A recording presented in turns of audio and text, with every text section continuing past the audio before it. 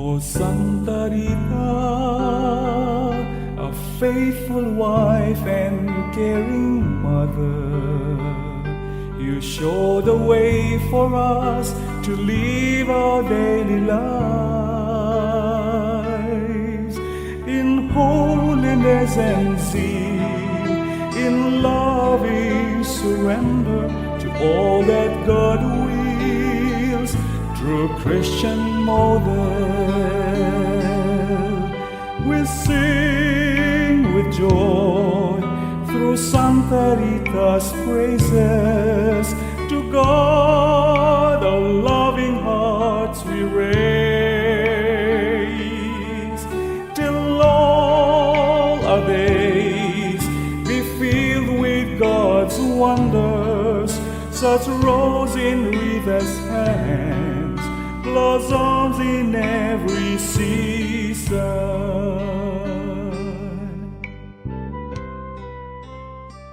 Jien Sister Teresa, Soru Agostinjana, nsellimlek. U nilqek għall-programm tagħna ta' qari spiritwali li tul din l-iskeda qed ilaqqana ma' Santa Rita minn Kaxxa. Qed naqra mill-ktieb verżjoni ġdida ta' din il-qaddisa skont sejbiet ġodda. Insejħu fostna Trinità Qaddisa, tisem tal-Missier u tal-Iben u tal-Ispiritu Santu. Amen. Talba, Santa Rita, nitolbok tenni biex inħares lejk, lejn id-batija li inti għaddejt minna u minkejja kollox mhux biss bqajt temmen, iżda tlabk il-mulej biex jagħtik xewka mill-kuruna tax-xewk tiegħu biex bekk taqsam miegħu dik l-agunija li huwa ġarrab bl-imħabba għalina.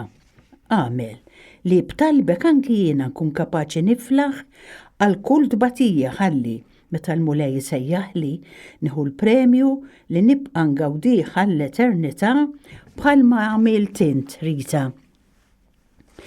U eżis semmija l-aħħar darba spiċċajna ngħidu fuq it-traċedja kbira li ġratilhom il-familja ta' Rita meta l-Missier Paolo ġie maqtul. Edna li dan il-qtil kien riżultat tal-politika. Fil-fatt kien jingħad li ġie maqtul f'Kolleġjakone, villaġġ il fuq minn Roccaporena, imma aktar huwa probabbli li r-raġel ta' Rita ġie maqtul propju viċin il-Mulinaccio fejn kien ġie joqgħod mal-familja tiegħu. Min kif ġraw il-fatti, Rita kienet taf min kien jew kienu il-qattila ta' żewġha. X'għamlet? Ħaffet biex taħbi ħwejġu imċabsa bid-demm qabel jarawhom ulieda. Kieku hi kienet band oħra jew il-qtil ma sarx hemm u ovvju li ma setet tkun taf xejn dwar il-qattila. Forsi kienet semet lajjat waqt il-ġlied u marret biex tgħin lil żewġha, iżda ma setet tagħmel xejn għajr li tarah imut u minnu fih twarrab kull sinjal ta' dmija. Dan għamlitu, eżis semmija biex ulieda ma jintebħux u għalhekk ma jrabbux. Importanti ma jrabbux vendetta ġo qalbu. Għalkemm Rita għamlet li setet biex tevita li f'ulieda tikber il-vendetta dan ma rnexxilix tagħmlu.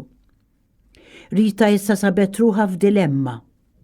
Minnaħa id-dwejjaq li ħakmuha u fiskit tal-qalb ħasset bħal min jipprovoka li tivvendika ruħha minn dawk li wettqu id-delitt faħxi.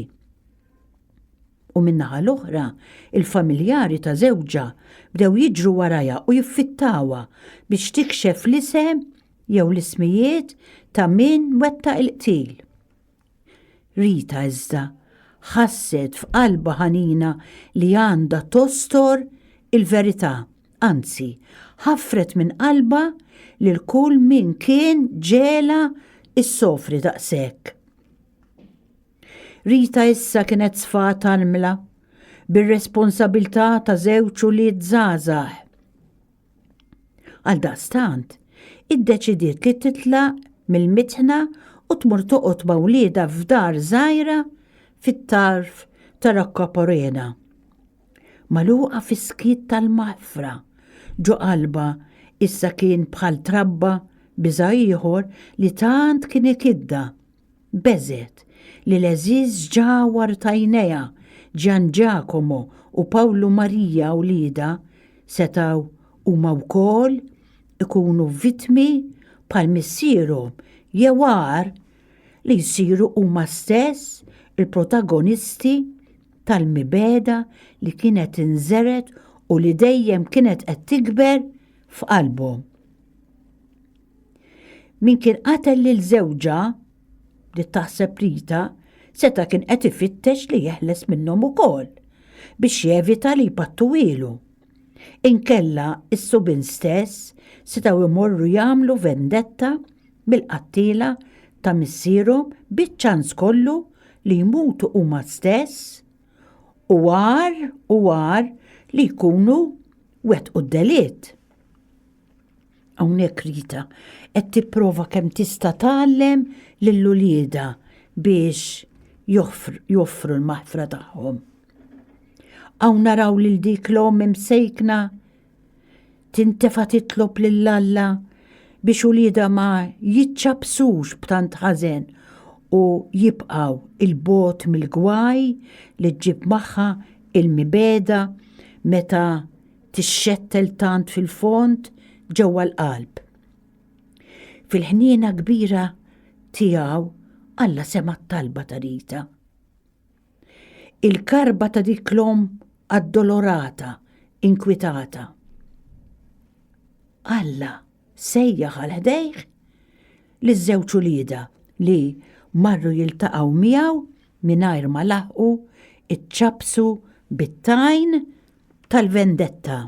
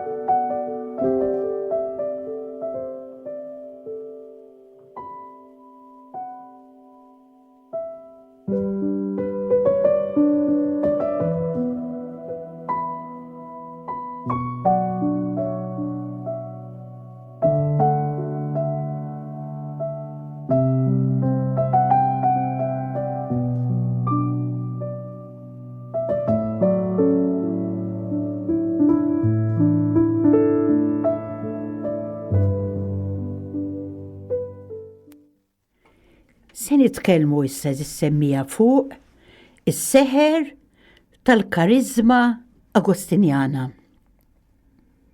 Ma nistgħux ma nagħtux każ tan-niked kbir li kien fena l-qalb ta' Rita meta tilfet lil żewġa u dan kompla joktor meta tilfet ukoll lill-eżis ulieda li tant kienet tos.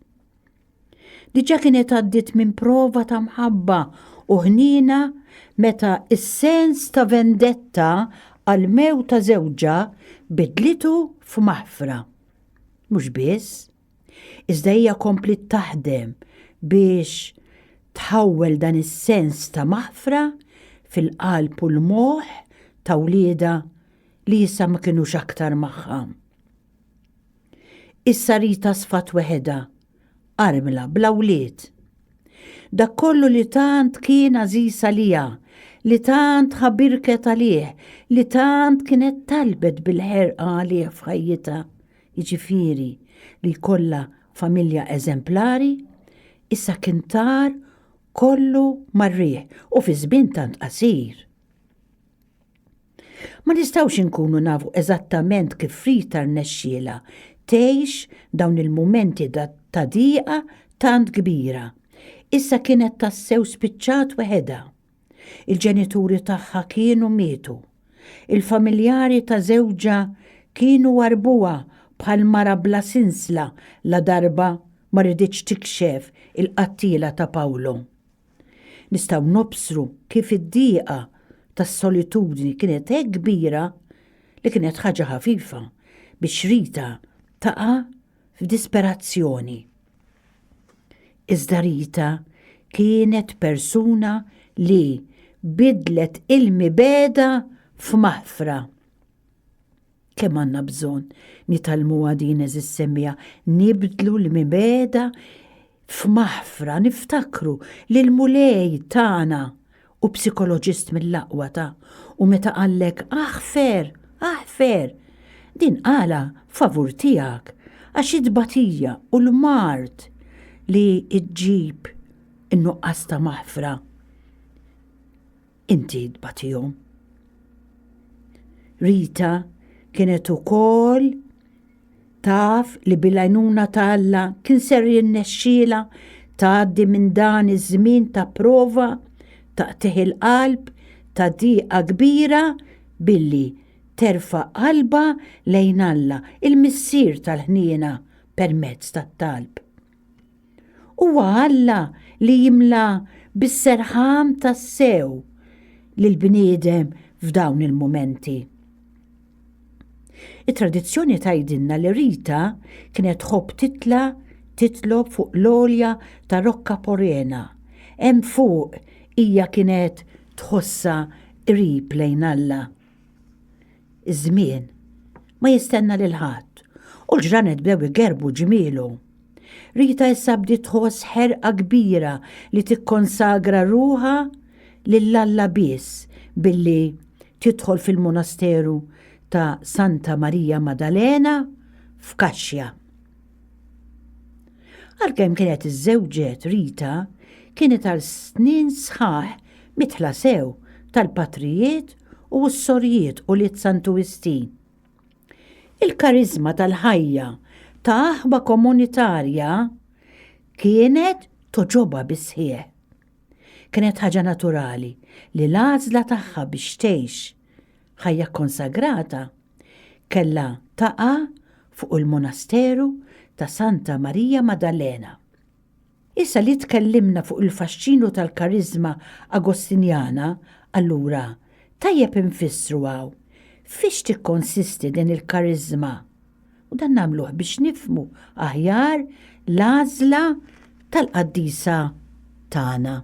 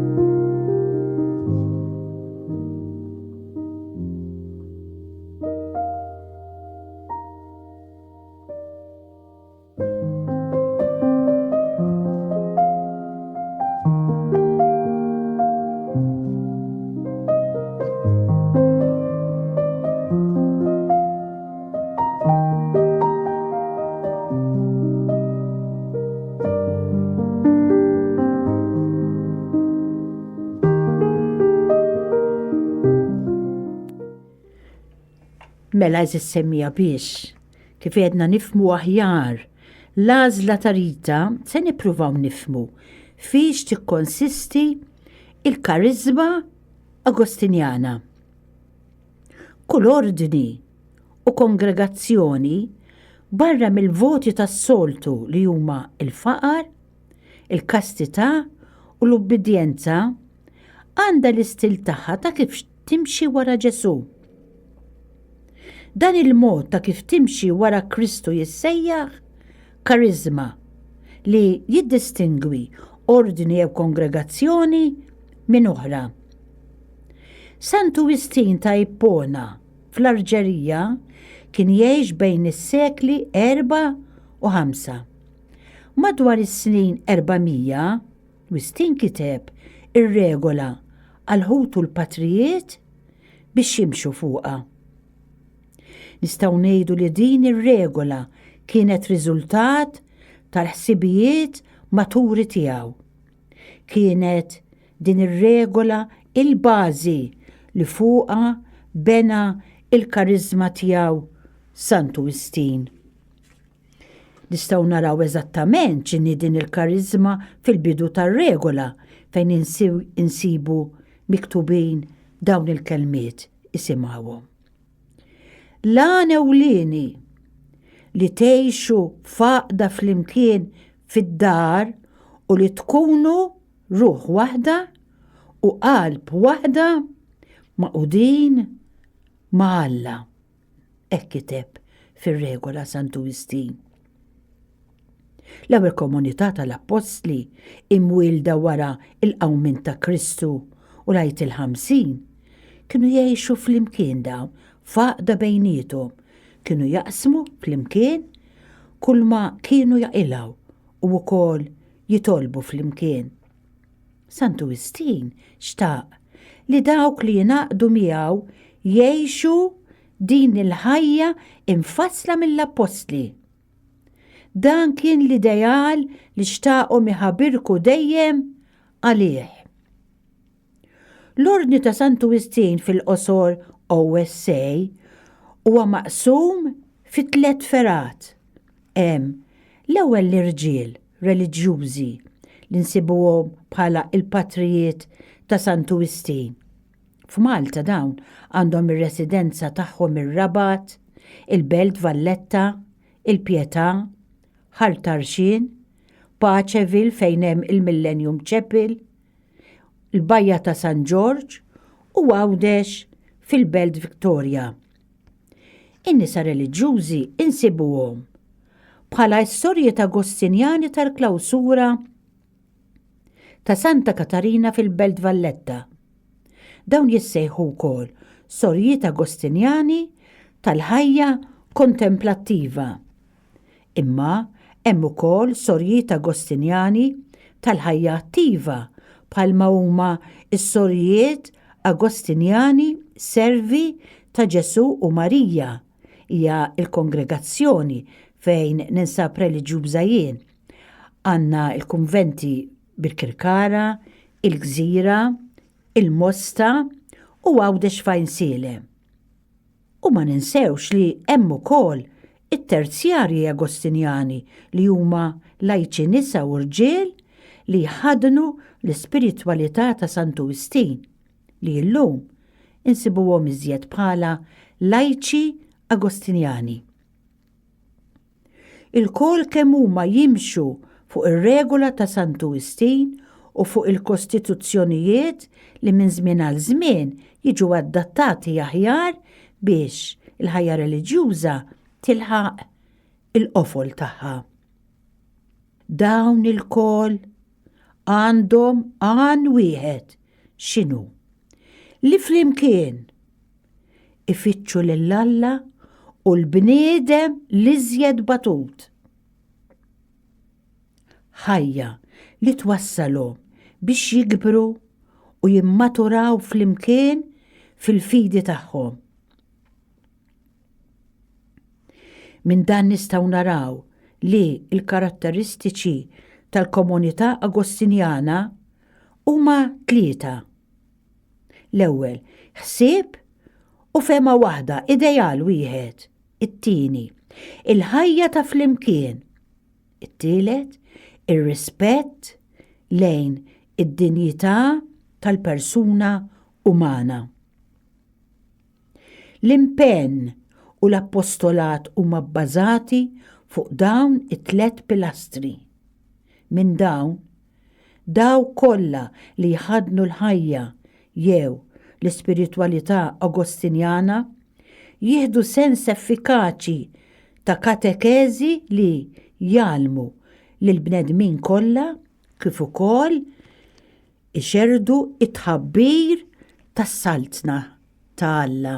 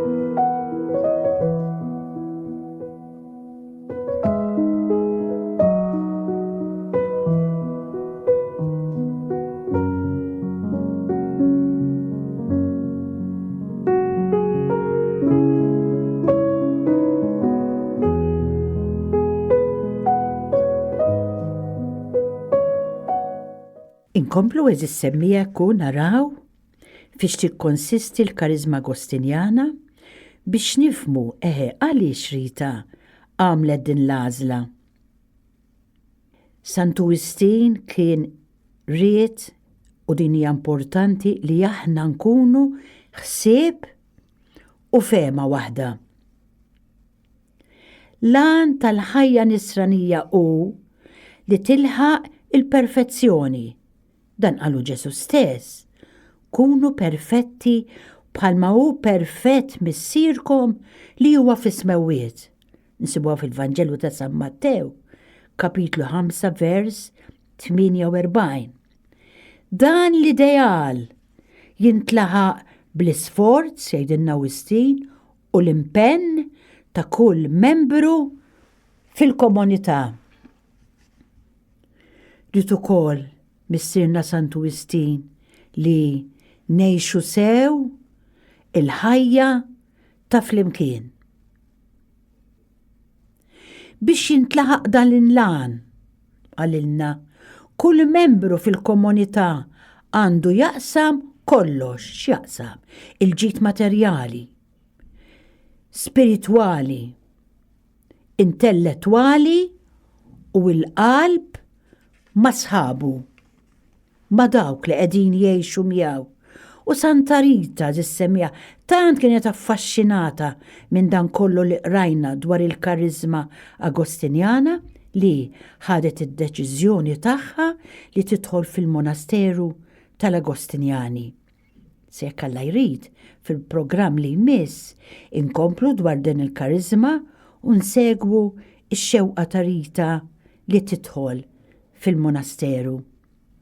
Nsellimlek u nirringrazzjak li kont magħna għal dan il-programm. Il-paċi miegħek.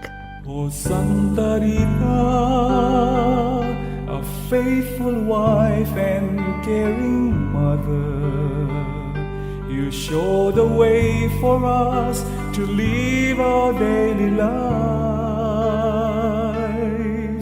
in holiness and zeal, in loving surrender to all that God wills through Christian model. We sing with joy through Santa Rita's praises. To God our loving hearts we raise, till all our days be filled with God's wonders, such rose in Rita's hands, blossoms in every season.